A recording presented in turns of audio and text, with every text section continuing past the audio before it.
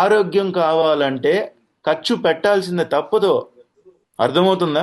100 రూపాయలకి బిర్యానీ దొరుకుద్ది. డాల్డా వేస్తాడు, కలర్ వేస్తాడు, పిచ్చి నూనెలు వాడతాడు, చచ్చిపోయిన కోళ్ళు వేస్తాడు.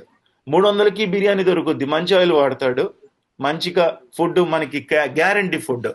శుభ్రంగా ప్లేట్లు గడుగుతాడు, గిన్నెలు గడుగుతాడు, హోటల్ కూడా గడుగుతాడు. దాన్ని ఎక్స్పెక్ట్ చేయొచ్చు. ఇప్పుడు మంచి కావాలన్నప్పుడు ఖర్చు పెరుగుద్ది, తప్పదు. అవునా కాదా?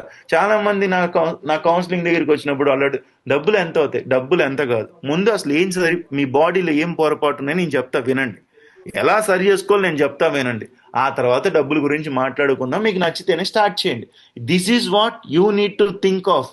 నాకు ఎంత డబ్బులు అవుతున్నాయని కాదు, నాకేం వస్తుంది ఇది తీసుకోవటం వల్ల లాభం. ఇది చాలా ఇంపార్టెంట్.